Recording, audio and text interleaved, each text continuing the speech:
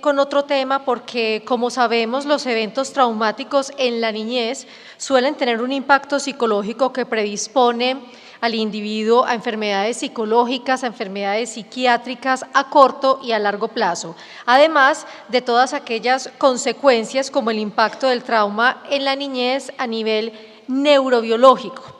Como ven, estamos hablando de términos muy médicos y por eso vamos a recibir a Jorge Mario Tamayo Jaramillo. Él es médico y cirujano, especialista en psiquiatría y en ciencias básicas biomédicas, docente de la Universidad CES, y nos va a entregar su ponencia titulada Cicatrices que perpetúan la violencia. Le damos entonces la palabra al doctor Tamayo.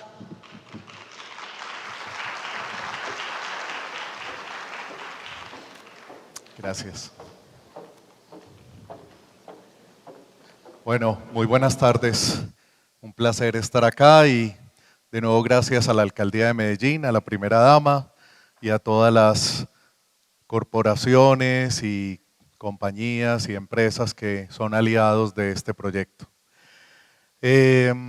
Como les habían comentado, entonces mi objetivo es hablar. ¿Me ayudan? No sé, no está pasando la...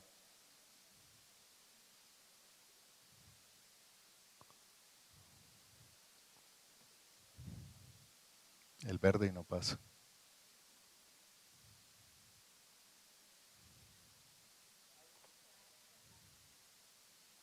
Ahí sí. Gracias. Sí, ahí está. Voy a hablar entonces sobre las cicatrices del abuso sexual contra los niños y que son cicatrices que contribuyen a perpetuar la violencia en nuestra sociedad. En primer lugar, pues hablar de que las formas de abuso contra los niños, de maltrato contra los niños, van mucho más allá de una sola forma. Sin duda alguna, la violencia sexual es una de las peores formas de abuso y maltrato a nuestra niñez, pero existen muchas otras formas que van desde amenazas altas con mucha violencia de por medio hasta situaciones que a veces no reconocemos como maltrato a la niñez y que claramente lo son, como es la negligencia, donde el abandono y el descuido con las necesidades básicas de los niños se hace evidente y que sin duda alguna también es una forma de maltrato. El problema del maltrato radica en que no solamente está afectando a ese niño, esa niña o ese adolescente en el instante en que se está dando la situación de abuso.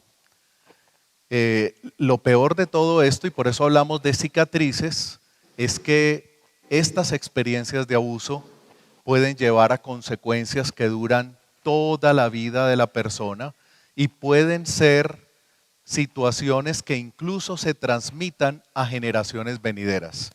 Hoy en día sabemos muy bien que el maltrato, en cualquiera de sus formas, suele acompañarse de muchas enfermedades psiquiátricas cuando esos niños, niñas o adolescentes son adultos.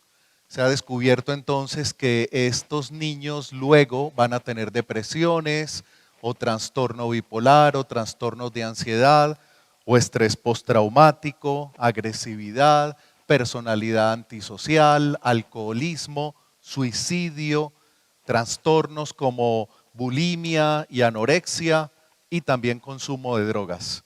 Y todo esto puede ser debido a una forma de maltrato entre las cuales se incluye, por supuesto, el abuso sexual. Sabemos que incluso formas menores de castigo físico se pueden también acompañar de secuelas que afectan a la vida de esas personas de allí en adelante. Dar palmadas, algo que consideramos tan inocente, tan normalizado en nuestra sociedad, se ha demostrado que lleva a un comportamiento de tipo agresivo, no solo en el niño, sino en los futuros adultos. Y no solo problemas psiquiátricos o psicológicos, incluso problemas de otra índole médica en donde se puede afectar el cerebro o el corazón, los pulmones, los intestinos, el estómago, incluso problemas de diabetes, de obesidad, pueden ser consecuencia de alguna forma de maltrato, incluyendo el abuso sexual. Y esto tiene que ver con el aumento de hormonas del estrés como el cortisol y de proteínas inflamatorias que terminan lesionando no solamente el cerebro, sino también otros órganos del cuerpo como el páncreas, el corazón, las arterias, etc. Este es un estudio muy grande que logra analizar varios estudios más pequeños. Metaanálisis es una forma, para explicarlo sencillamente, en la que varios estudios distintos se pueden agrupar en uno solo porque tienen características similares, y esto hace que el número de sujetos que están siendo investigados aumente enormemente. Y entre más grande sea el número de participantes de un estudio, más poder estadístico puede tener ese estudio, más relevantes van a ser las conclusiones. Pues en este metaanálisis se logran incluir más de 4 millones de participantes que han sido víctimas de abuso sexual en la niñez. O sea, es un resultado muy importante. Y este metaanálisis nos muestra que de las 28 consecuencias negativas que el metaanálisis analizó, 26 de ellas se observaban cuando había abuso sexual. Y entre las consecuencias más significativas estaban que esos seres humanos que habían tenido abuso sexual en la niñez tenían mayor riesgo de tener relaciones sexuales sin protección, 1.2 veces más que aquellos que no habían tenido abuso sexual en la niñez.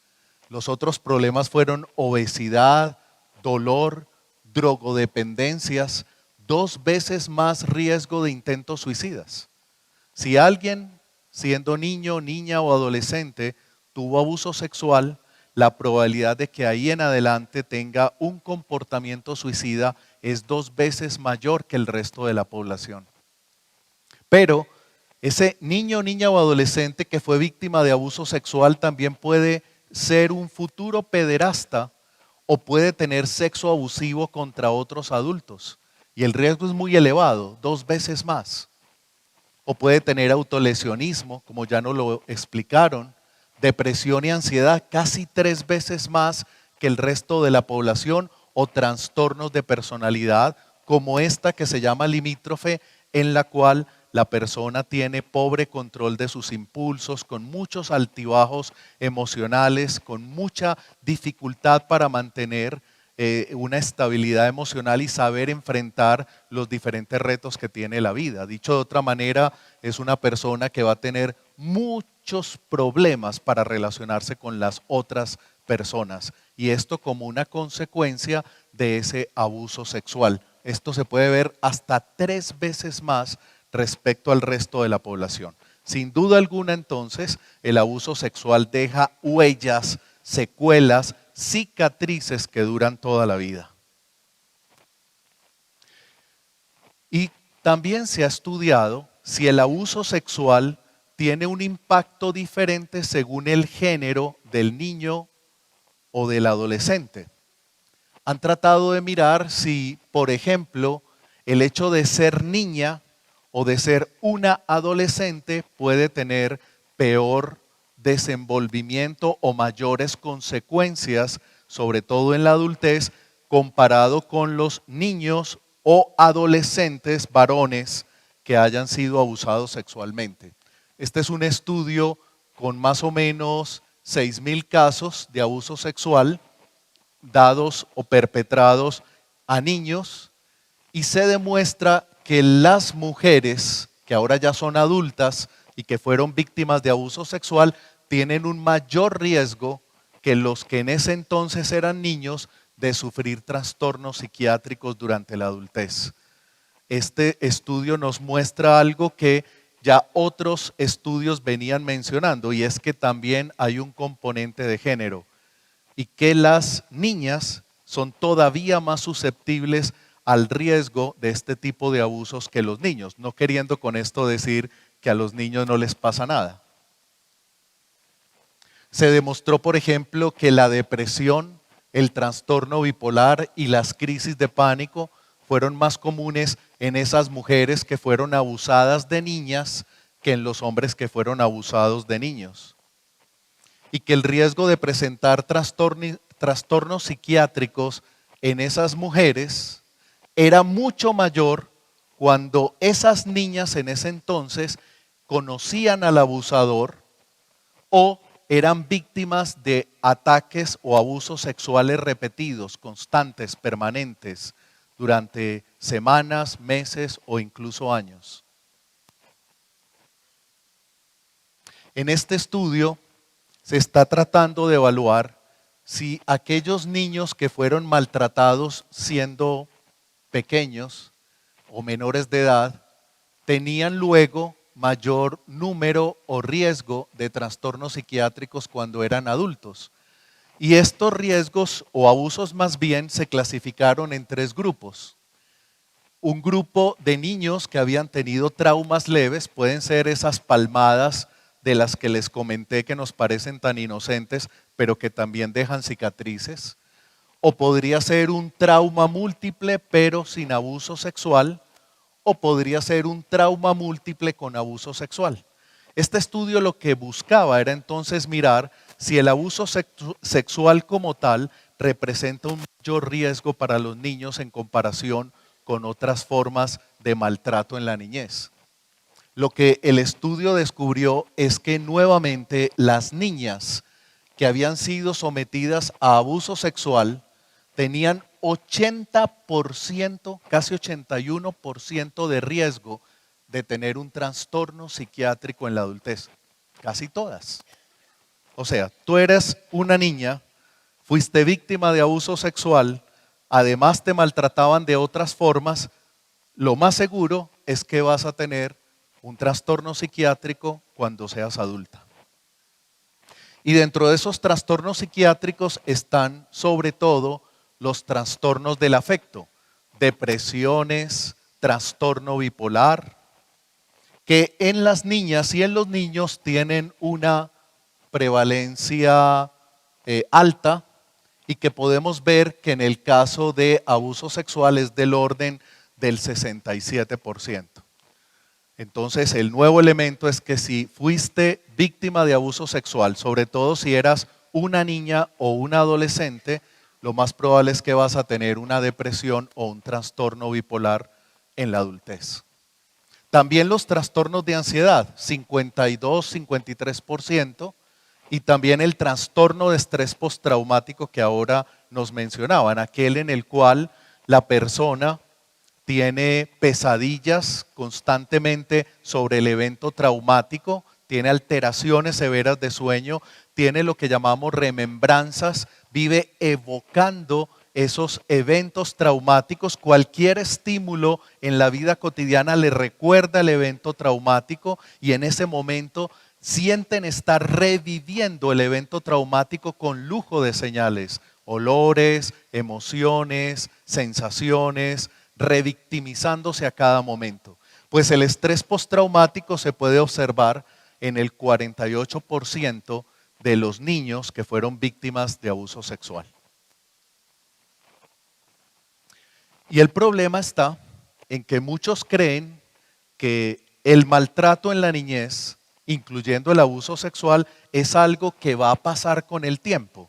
Y nos dicen, no, esto sí es duro al comienzo, pero a medida que la persona va creciendo se le va pasando, se va acostumbrando, se va adaptando, eso termina olvidándose y luego va a dejar de ser un problema. Para mirar eso, hicieron un estudio en personas que tenían más de 65 años de edad y que habían sido maltratados durante su niñez. Había pasado ya mucho tiempo desde ese momento. Y lo que encontraron es que si analizábamos riesgo de ansiedad, depresión o trastornos de personalidad, ustedes pueden ver que cualquier forma de abuso o de maltrato se acompaña 1.6 veces más de un trastorno de ansiedad que aquellas personas mayores de 65 años que nunca habían sido maltratadas. En el caso del abuso sexual, el riesgo era 1.4 veces más. También la depresión se observa como algo frecuente en personas que han sido víctimas de maltrato y puede perdurar hasta más de los 65 años de edad, y ni se diga los trastornos de personalidad como el limítrofe que ya les acabé de comentar o el trastorno de personalidad antisocial, que creo no necesito explicarlo. Ustedes pueden ver que cualquier forma de maltrato se acompaña de 2 veces más riesgo de tener un trastorno de personalidad, aunque la persona ya tenga esta edad, y si el abuso fue de tipo sexual, el riesgo es también 2 veces más de tener un trastorno de personalidad a esa edad. ¿Por qué razón el abuso sexual y otras formas de maltrato tienen un efecto tan negativo en los seres humanos? ¿Por qué en particular cuando este tipo de violencia se ejerce contra nuestros niños, niñas y adolescentes, vemos esas consecuencias que ya les acabé de mostrar, que son consecuencias devastadoras? Y si no nos duele la situación que está viviendo ese adulto que fue abusado y maltratado de niños, si no nos duele incluso el niño en el momento en que tiene que enfrentar este evento, entonces, si quieren, véanlo desde el punto de vista económico. ¿Cuánto le cuesta a un país, a una sociedad, atender esta situación tan dolorosa y las consecuencias de la misma? De pronto por ahí nos podemos entender entre todos. Y todo esto tiene que ver con este órgano, el cerebro humano. Porque el cerebro humano no nace totalmente desarrollado. Ayer explicaba que algunas especies animales necesitan tener un cerebro lo más desarrollado posible cuando nacen, porque de eso depende su supervivencia. Tienen que aprender a pararse en 4 patas, tienen que aprender a correr rápidamente, pero el cerebro humano está tan especializado y es tan complejo que requiere más o menos 20 años de edad, un poco más, un poco menos, para terminar su proceso de maduración. Este color azul en esta técnica de imágenes representa madurez de la corteza cerebral. Este es el cerebro de un adulto normal. Pero como pueden ver, a los 5 años de edad, este cerebro todavía es muy inmaduro. Y esa inmadurez es lo que hace que este cerebro sea extremadamente frágil a situaciones de estrés, a la elevación de esa hormona de estrés que se llama cortisol, a la elevación de esas proteínas inflamatorias que aumentan cuando somos sometidos al estrés. Y si este cerebro tan delicado está siendo agredido, este desarrollo se va a interrumpir, se va a dañar. Y eso hace que estas personas, aunque ya sean adultas, tengan más riesgo de tener todas las enfermedades que ya les acabé de mencionar. Cuando vemos este cerebro adulto ya, normal, vemos que hay varias áreas en él que son importantes para nuestro funcionamiento como seres humanos. Esta área se llama hipotálamo y es el que controla todas las hormonas. Y por esa razón, funciones como el apetito, la temperatura, la función sexual dependen del hipotálamo. Pero también depende del hipotálamo una hormona que se llama cortisol, que ya la estamos oyendo desde comienzos de este evento. Es la famosa hormona del estrés, porque siempre que estamos sometidos a mucho estrés, los niveles de cortisol se elevan. Y eso es bueno, nos ayuda a enfrentar la situación que nos amenaza. Pero si ese cortisol está elevado constantemente, eso empieza a tener efectos negativos en el cerebro, sobre todo si es un cerebro en desarrollo, porque lo va deteriorando. Otra área importante es esta, el tallo cerebral, donde se controlan la respiración, el ritmo del corazón, el sueño, pero también las emociones. Hemos oído hablar de la serotonina, de la noradrenalina, son neurotransmisores que son muy importantes en los estados de ánimo. Pues aquí es donde se fabrican, en esta zona, exactamente, y de ahí viajan a las diferentes partes del cerebro. Otras áreas importantes son esta, la rojita, se llama amígdala cerebral. Es la alarma que todos tenemos para detectar situaciones amenazantes. Cuando alguien me atraca y está exponiéndome un arma contra mí mismo, obviamente yo me asusto y más allá de liberar cortisol, esta amígdala cerebral se enciende y todo mi cerebro está pendiente de esa situación. Pero esta alarma que es tan importante para mi supervivencia se puede alterar, se puede dañar. Y en los casos de abuso sexual y otras formas de maltrato, esta amígdala cerebral queda mal calibrada, como una alarma que se enciende con cualquier movimiento. ¿Han visto esos carros que están parqueados, que hay un trueno como a 50 kilómetros y se enciende la alarma? En este caso, cualquier reto, cualquier situación negativa en mi vida va a llevar a que mi alarma, mi amígdala se encienda. Así que yo voy a tener mucha dificultad para saber manejar situaciones de estrés. Para alguien que tenga alterada la amígdala cerebral, sería imposible pararse aquí ante un auditorio tan numeroso, porque esto no lo vería como un reto o como algo, ¡ay, qué bueno que hay tanta gente sensibilizada con el tema!, sino más como una amenaza. ¿Qué me irá a pasar? ¿Se van a burlar de mí? Si estaré diciendo bien las cosas, allá atrás sí me estarán viendo. ¿Qué irán a pensar de lo que yo estoy diciendo? ¿El traje está bien o estará muy arrugado? Eso hace una amígdala cerebral excesivamente activada. Es muy difícil poder vivir con una hiperactividad amigdaliana, porque cuando está encendida puede llevar a depresión, ansiedad, drogodependencia, etcétera. Y esta otra área, que es esta más cremita o carne, que se llama hipocampo, que siempre se relaciona con memoria, con aprendizaje, pero también con el control del estrés. Cuando tenemos demasiada hormona del estrés que se llama cortisol, es esta estructura, el hipocampo, la que se encarga de bajar esos niveles excesivos de cortisol. Pero si yo tuve un trauma severo, si fui abusado sexualmente, por más que este pobre hipocampo quiera controlar ese cortisol, no lo va a lograr. El cortisol va a seguir elevado. Y lo más grave, ese cortisol elevado va a empezar a destruir a este hipocampo. Y esa persona va a empezar a tener depresiones, problemas de memoria, problemas de atención, problemas cognitivos en general.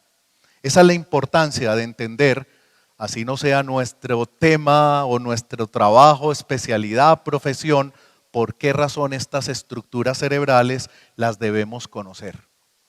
Y hay otra que es muy importante, que es esta que ven aquí, que se llama corteza prefrontal.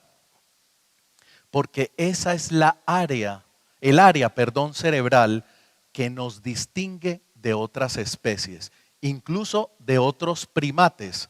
Nosotros somos primates, pero claramente somos la especie más avanzada dentro de los primates. Y es por esta estructura.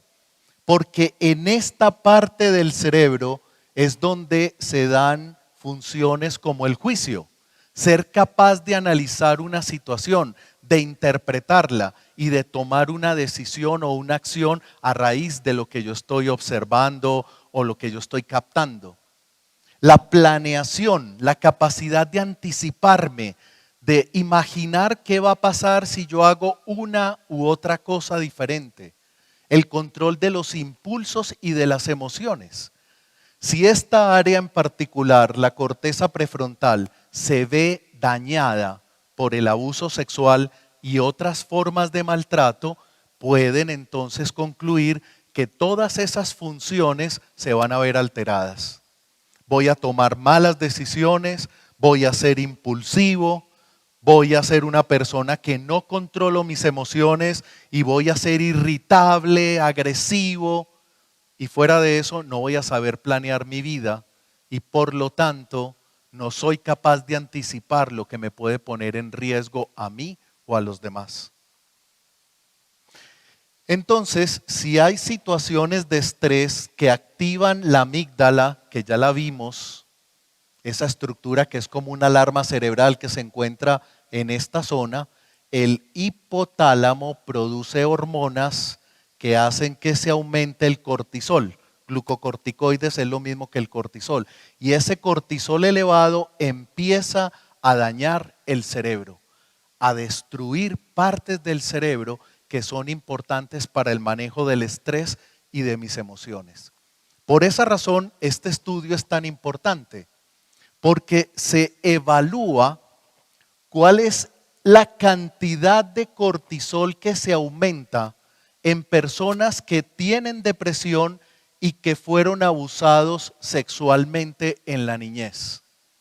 Aquí hay 4 grupos de personas. Empecemos con el verde, que son los controles. No tienen depresión y no fueron abusados en la niñez. Y el color verde es este que vemos aquí. Y ustedes ven que después de que estas personas se enfrentan a una situación muy estresante, los paran al frente de un gran auditorio y les dicen, vamos a hacer operaciones matemáticas. ¿Quién no se estresa con eso? Fuera de que la matemática es retadora, hacerlo en presencia de otros es mucho más retador. Y eso siempre hace que cualquier persona tenga aumento en los niveles de cortisol, como ustedes ven acá. Pero si esa persona que se está sometiendo a una situación de estrés es como esta que está en el color rojo, que son personas que tienen depresión y que además de eso fueron abusadas sexualmente en la niñez, miren ustedes la magnitud del aumento del cortisol. Comparen este color rojo con este color verde. Prácticamente es el doble en magnitud. Esto prueba que haber sido abusado sexualmente en la niñez sí me aumenta los niveles de la hormona del estrés y esto me predispone a tener, en este caso, una depresión mayor. Clara consecuencia que dura toda la vida. Sabemos que cualquier forma de maltrato a los niños afecta el desarrollo cerebral. Estos son casos extremos, pero para que veamos hasta dónde puede llegar el abuso y el maltrato sobre ese cerebro en desarrollo. Estos son niños de Rumania que fueron rescatados de esos internamientos, de esa institucionalización dramática que había en ese país durante la dictadura de Ceausescu. Había niños amarrados con cadenas porque se portaban mal o porque tenían una discapacidad cognitiva. Y cuando analizaron en imágenes del cerebro cuál era el tamaño total, el volumen total de su cerebro, se descubrió, como ustedes ven acá, que ese cerebro era mucho más pequeño que el de niños que estaban viviendo todo el tiempo con sus padres. Esta es una prueba indiscutible de que tener a un niño sometido a cualquier forma de maltrato, sobre todo de aislamiento, de negligencia, disminuye el tamaño del cerebro. Y eso pues no necesito explicarlo. Se sobreentiende que tener un menor volumen cerebral habla de una menor capacidad o posibilidad posteriormente de tener una vida satisfactoria, disfrutable, con bienestar y calidad de vida. Cuando se analizan las áreas cerebrales que se ven afectadas en el maltrato a los niños, aparecen todas estas. O sea, el efecto negativo del maltrato en la niñez no se da en una sola área. El hipocampo. El amígdala cerebral se da en varias zonas. Y son todas las zonas que ahorita yo les estaba explicando y comentando. El cíngulo, la corteza prefrontal, el centro de recompensa y placer, lo que hace que yo no pueda volver a disfrutar de la vida en muchas circunstancias, la amígdala cerebral, el hipocampo, en fin. Y una de las áreas que más se ve afectada por el maltrato es la amígdala, como ya les dije. Pero en este estudio hay un dato adicional importante. Aquí abajo en esta línea ustedes pueden ver el puntaje de una escala que se ha diseñado para detectar la magnitud del trauma en la niñez. Se llama CTQ o cuestionario de trauma en la niñez. A mayor puntaje de esa escala es porque peor fue el trauma, más severo, más indignante, más impactante, perduró más tiempo produciendo malestar agudo. Y se puede ver claramente que a mayor severidad del estrés, mayor es la actividad de esa amígdala cerebral. Y ya sabemos qué pasa si la amígdala cerebral está demasiado activada, ¿no?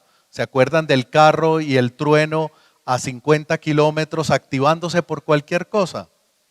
Sería muy difícil para alguien que tenga este nivel tan alto de actividad de la amígdala cerebral dar una conferencia como la que yo estoy dando acá. ¿Cuántas oportunidades de desarrollo le estamos quitando a un ser humano cuando le provocamos este tipo de cambios en su cerebro?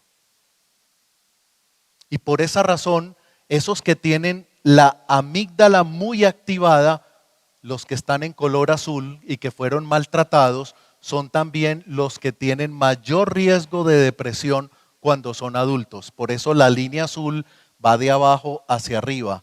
El riesgo de depresión aumenta cada vez más. Para regular los niveles de esa hormona del estrés que se llama cortisol. Y aquí se vuelve a mostrar que entre mayor sea la escala de estrés durante la niñez o de trauma durante la niñez, menor es el tamaño del hipocampo. ¿Cómo voy a hacer yo con un hipocampo bien pequeñito para poder tener una buena comunicación con los demás, poder tener un trabajo el cual sea capaz de desempeñar satisfactoriamente si mi memoria está alterada, si vivo distraído, pero adicionalmente si no soy capaz de manejar situaciones de estrés? Esa es la otra cicatriz que nos deja el maltrato y el abuso sexual. Incluso cuando hablamos específicamente de abuso sexual, se ha observado que a mayor severidad del abuso sexual, más disminuido o más adelgazado está esta corteza prefrontal. Esta, la que les dije que es importante para el juicio, la planeación, el control de impulsos, el control de emociones.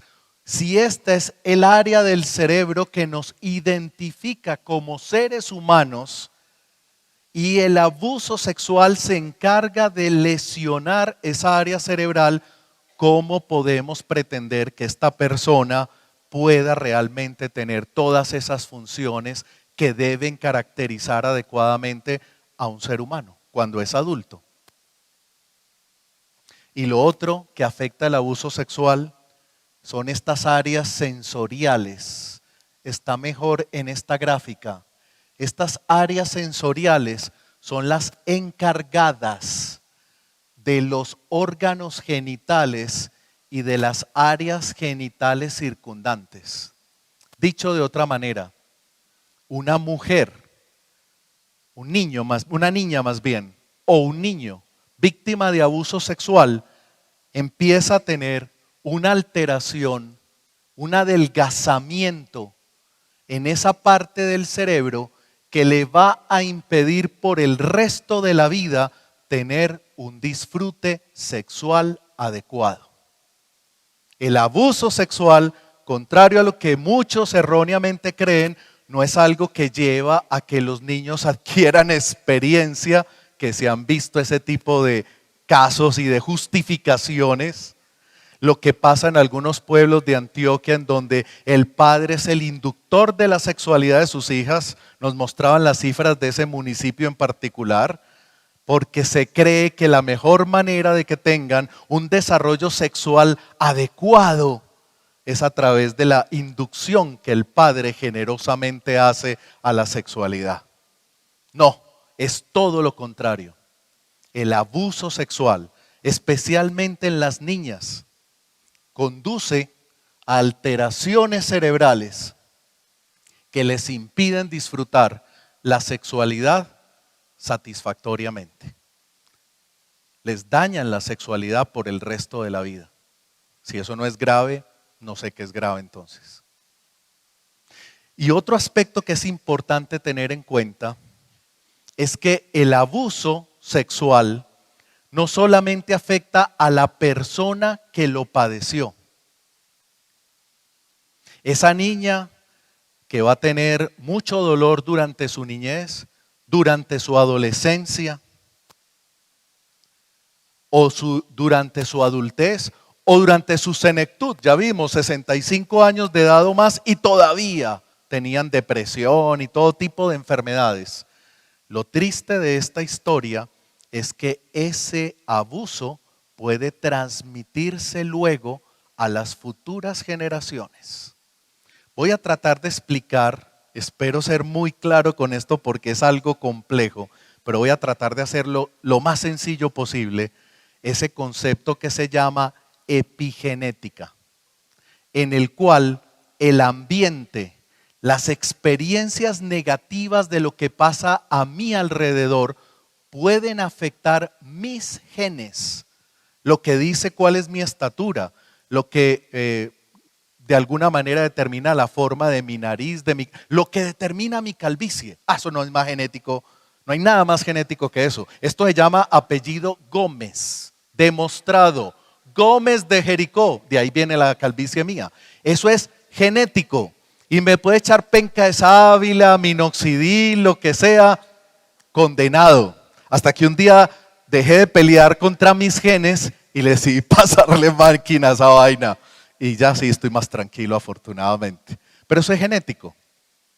Y es genético y todos lo entendemos porque sabemos que hay características que se pasan de una generación a otra. Si vieran a mis tíos, yo soy un lucero en cuanto a pelo. Mis tíos son una bola de billar prácticamente. Y todos me dicen, porque saben que esto es genético, para allá vas. Y me estoy preparando para ese momento en que ya tenga que echarle máquina a afeitar a esta vaina. ¿Dónde están esos genes? ¿Qué es lo que hace que Jorge Tamayo sea calvo? Esos genes están dentro de las células. Y dentro de las células hay un núcleo. Y dentro de ese núcleo hay unas figuras como estas, las ven, parecen una X. Se llaman cromosomas. Y cuando cogemos ese cromosoma y lo desenrollamos, sacamos un hilo larguísimo, larguísimo. Ese hilo que estamos viendo aquí, no sé si lo ven bien, es el que lleva el material genético. Estos colorcitos que vemos acá representan a nuestros genes. Y dependiendo del orden que tengan esos nucleótidos, yo voy a tener pelo o no voy a tener pelo. A mí me tocó los que no se acompañan de pelo en la adultez. Y como ese hilo es muy largo, ¿qué pasa si tenemos un hilo fuera del tubino, fuera del tubito de plástico en donde se enrolla?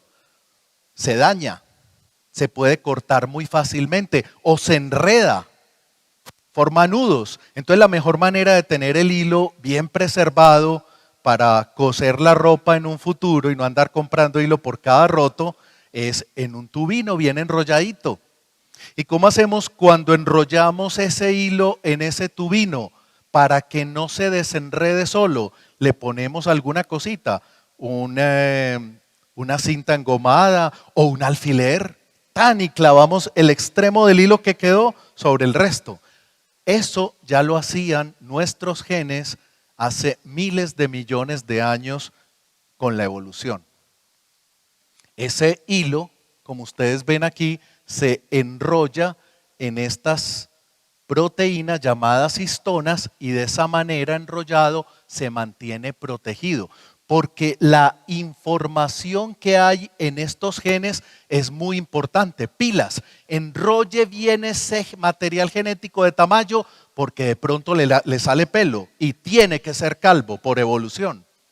Entonces condenado, gracias a estas histonas o esos tubinos, mi material genético se preservó también, que tengo la herencia de mis tíos. Ahora, este material genético no es algo inmutable, que está ahí y que no puede cambiar. Yo nací así, yo soy así, yo ya no puedo hacer nada. Muchas personas creen que eso es de esa manera. Y resulta que la interacción y la experiencia con lo que pasa a nuestro alrededor puede ayudarnos a cambiar el material genético. Por esa razón sabemos que hay factores medioambientales como toxinas, la contaminación ambiental, las dietas inapropiadas, el estrés, la falta de ejercicio, el cigarrillo, el alcohol, las drogas, enfermedades, el clima ahora con esto del cambio climático. Todos esos factores medioambientales pueden modificar el material genético. Lo pueden metilar, agregarle alfileres, como estos anaranjaditos que ven acá, y impiden que se pueda leer ese material genético. Mientras ese hilo enrollado tenga clavado el alfiler, él solito no se va a desenrollar y no lo puedo usar. Pero si yo quito el alfiler, ya lo puedo volver a usar. Pero si estos factores entre los cuales está el estrés, o sea, el maltrato, el abuso, sobre todo en los primeros años de vida, lo que están haciendo es ponerle alfileres a mi material genético, yo no lo puedo leer, no lo puedo desenrollar, no lo puedo leer y van a empezar a aparecer problemas en mi estado físico, en mi forma de responder al estrés, en si voy a vivir muchos años o pocos años. Está demostrado que las víctimas de maltrato en la niñez viven menos años que aquellos que no fueron víctimas de maltrato. Aquí lo vemos. El material genético en color negro es un hilo que se enrolla en ese tubino llamado histona. Y cuando se puede desenrollar porque hay una enzima que quita los alfileres en color rojo, ese material queda abierto, ¿lo ven? Libre. Y al quedar abierto lo podemos leer con este aparato tan complicado de proteínas. Pero si esto se mantiene así cerrado, no hay forma de que yo pueda leer, a Tamayo le correspondió calvicie, listo, calvicie, a matar pelo se dijo. Pero si ese material genético está tapado, no hay forma. Pero imaginemos que esto no es calvicie. Imaginemos que estos genes que hay aquí en este hilo negro, esa información que está ahí guardada, es información para producir proteínas importantes para tener un buen estado anímico, para saber controlar el estrés, para saber enfrentarme a situaciones retadoras. Si yo esos genes que me van a ayudar a enfrentarme a la vida, a ser feliz, a poder relacionarme bien con otras personas, los tengo llenos de alfileres, porque tuve experiencias negativas como el abuso sexual en mi niñez. ¿Cómo diablos voy a hacer yo para ser feliz si esas proteínas no van a poder ser producidas? No sé si me hice entender con esto de la epigenética, espero que sí.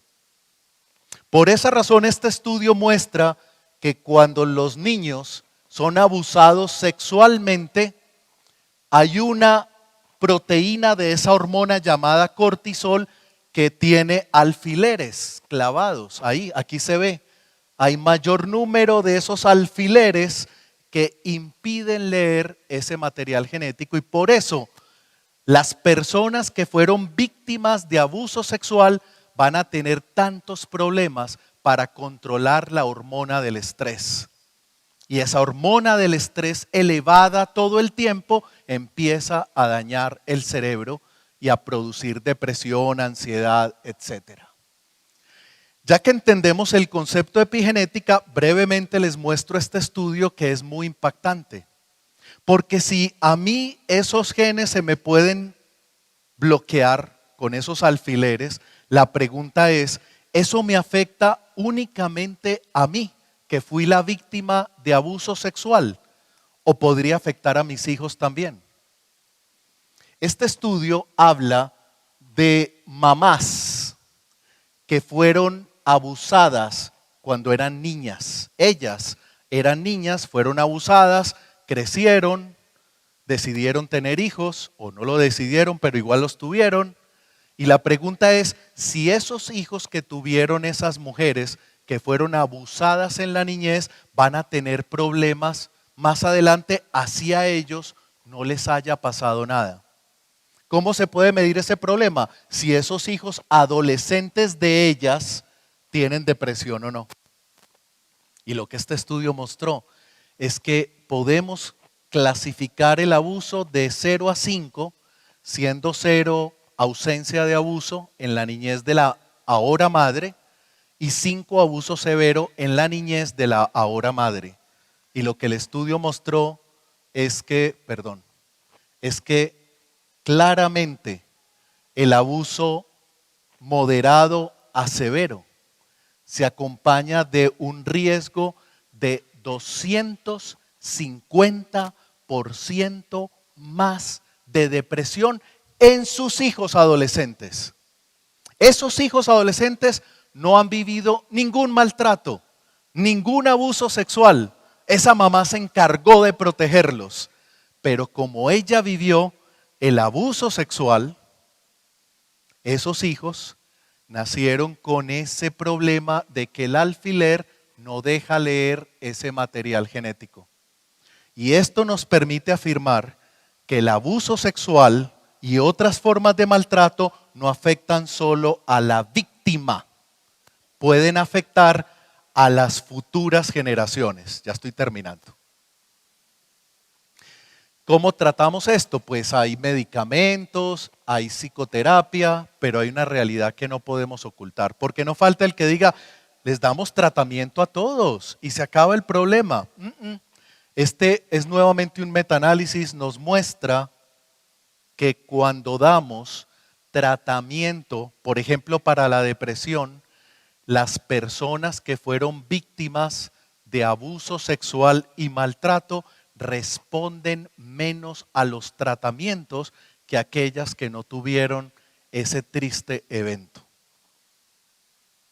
Entonces tenemos que apoyar a las familias de los niños maltratados, tratar de que los padres crean en la crianza positiva, proporcionar cuidado y educación de calidad muy temprano en la vida, mejorar las habilidades de crianza de los padres, intervenir rápido cuando hay un caso de abuso o de maltrato para disminuir las consecuencias del futuro.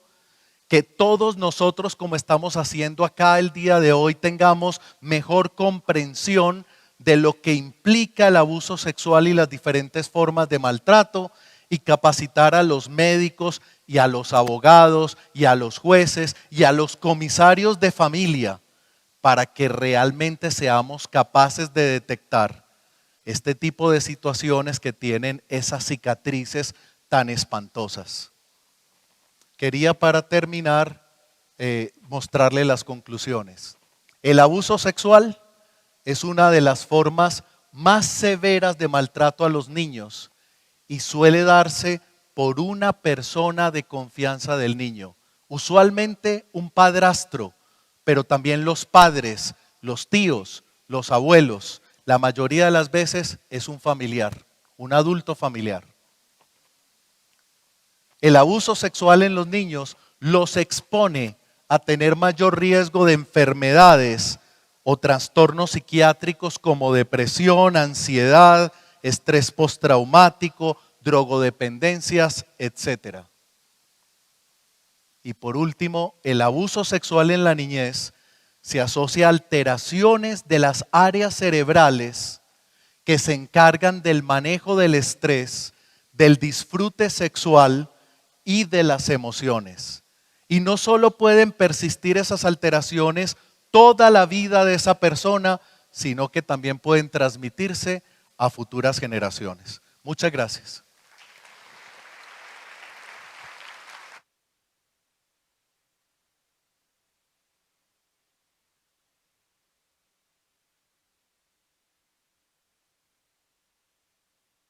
Bueno, le agradecemos enormemente al doctor Jorge Tamayo por su clase.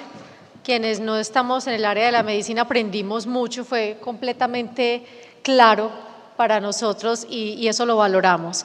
Vamos a tomar un receso de 20 minutos. Faltando 5 minutos para las 4, le solicitamos estar nuevamente en el auditorio para participar de la última conferencia que va a ser igual de interesante. Vamos a hablar sobre políticas públicas para la atención de niños y adolescentes víctimas de violencia sexual.